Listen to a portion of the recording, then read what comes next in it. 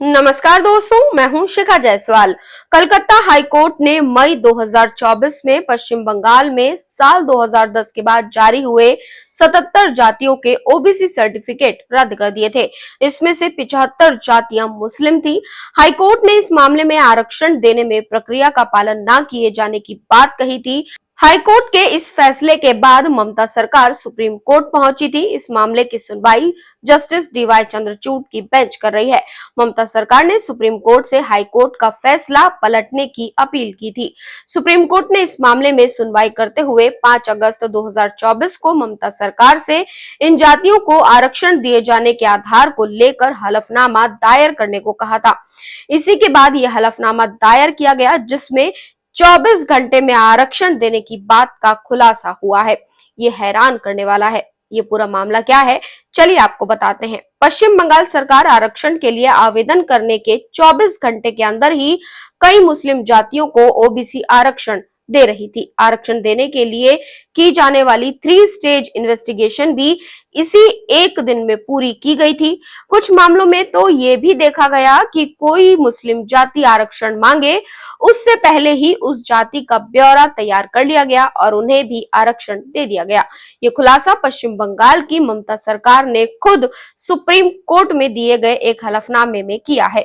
ममता सरकार ने दावा किया है कि उन्होंने 77 जातियों को आरक्षण देने में कोई गड़बड़ी नहीं की है। सुप्रीम कोर्ट ने इससे पहले इस मामले में सुनवाई के दौरान पश्चिम बंगाल सरकार से आरक्षण से संबंधित जानकारी कोर्ट के सामने रखने को कहा था।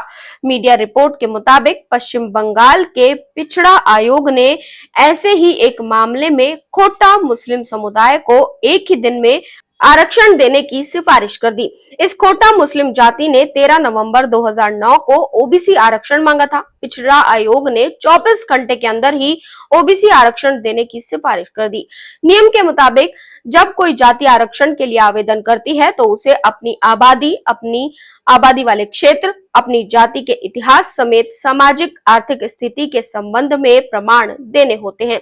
इसके बाद पिछड़ा आयोग अपने सदस्यों या फिर राज्य के संस्कृति संस्थान के जरिए इसका एक सर्वे करता है। इसके अलावा एक सर्वे एंथ्रोपोलॉजिस्ट के जरिए भी किया जाता है। ये दोनों सर्वे पूरे होने के बाद पिछड़ा आयोग इस संबंध में सुनवाई करता है। अगर किसी जाति को आरक्षण दिए जाने के विरोध में कोई दावा प्रस्तुत किया जाता है तो उसकी भी सुनवाई होती है। इसके लिए पहले सार्वजनिक जानकारी दी जाती है। इस सर्वे में आरक्षण संबंधित दावे का परीक्षण भी किया जाता है। इसके बाद अगर आयोग को लगता है कि आवेदन जाति सही में आर्थिक सामाजिक रूप से पिछड़ी है और इसके प्रमाण है तो उसे आरक्षण दिए जाने की सिफारिश की जाती है।